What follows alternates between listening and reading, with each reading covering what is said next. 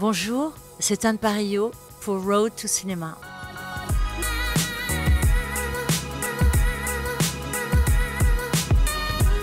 Anne Parillo, bonjour, nous sommes très honorés de vous recevoir ici au Festival de la Baule. Vous êtes actrice, auteure et membre du jury au Festival de la Baule, justement un festival consacré au cinéma et à la musique de film. Vous dites être particulièrement sensible à la musique. Le piano est l'un de vos instruments préférés. Vous le trouvez même d'une sensualité rare.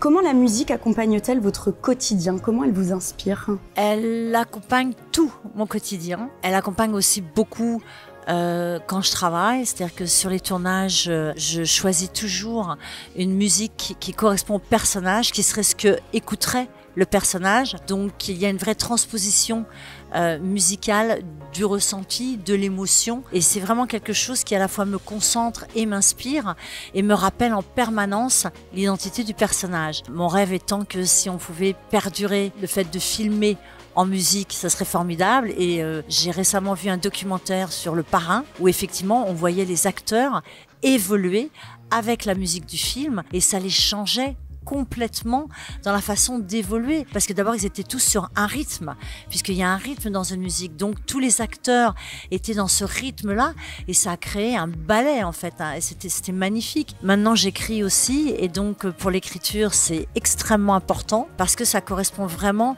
à l'humeur de la scène et à l'humeur, encore une fois, du héros ou de l'héroïne de l'histoire. Et sinon, c'est vrai que la musique, par exemple, je me suis souvent vue comme une pile, comme une batterie, et qui ne se recharge qu'avec de la musique. C'est-à-dire que parfois, quand vous êtes down, quand voilà, vous êtes un peu perdu, quand vous mettez une musique qui d'un seul coup vous régénère. Moi, ma source d'influence, c'est la musique. En 2021, vous sortez votre roman Les Abusés aux éditions Lafon, qui traite de l'inceste et d'une forme de passion destructrice, un sujet fort, poignant, mais également essentiel.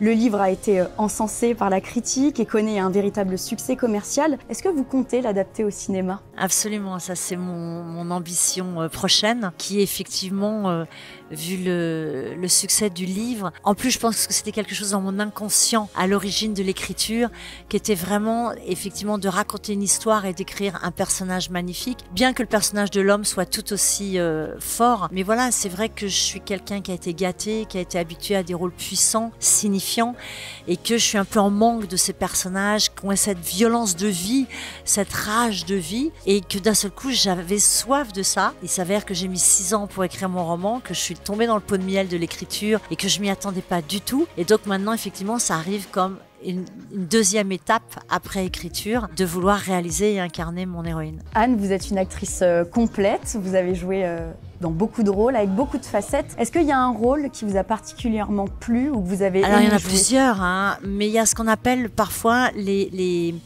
films paliers. C'est-à-dire que moi j'ai toujours l'impression d'être dans un escalier et donc il y a les films marches et il y a les films paliers. Ça ne veut pas dire qu'il y en a qui sont mieux que les autres. Le plus important c'est qu'est-ce que ça a révélé chez vous de fondamental.